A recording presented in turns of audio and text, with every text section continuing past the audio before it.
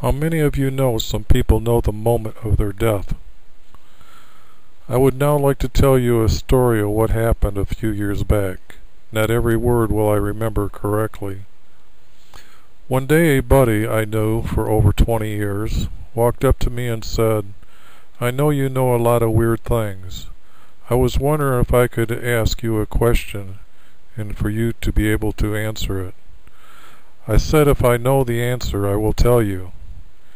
He said, "As you know, I married an Arab woman. Her father honors and respects God very much. He went into the hospital a couple of weeks back. One day he called his family to his side, his wife, his sons and their family, and his daughters and their family.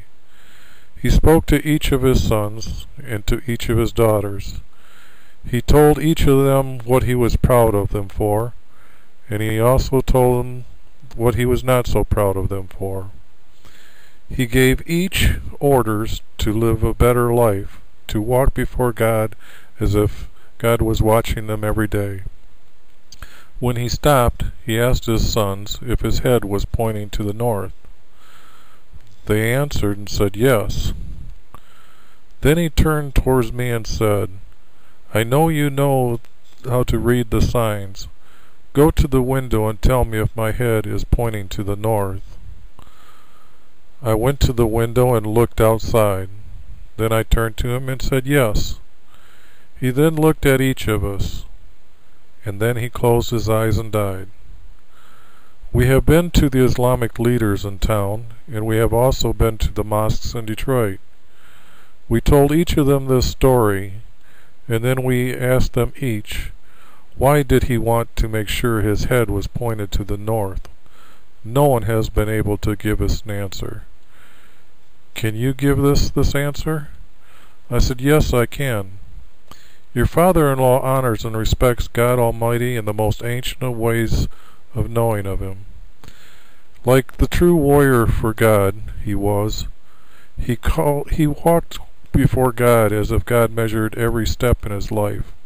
He lived like those that knew the world was flat, like the words written in the Old Testament.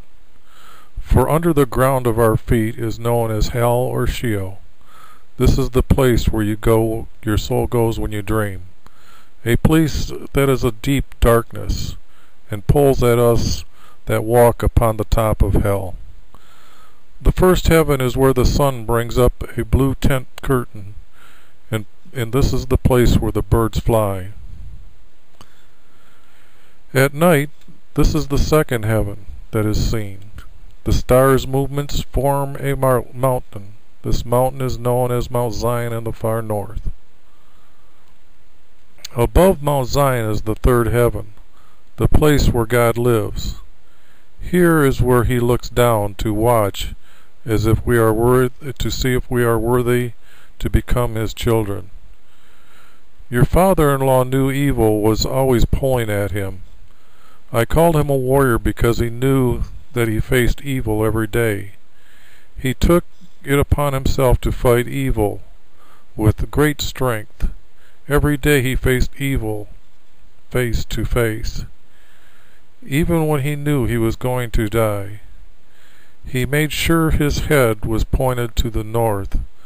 This way he was not looking towards God when he died. Thus he honored God until his last breath. This is the second person that I know of that has died like this, and I'm sure others of you do too. But just how many others do not know of this stories like this?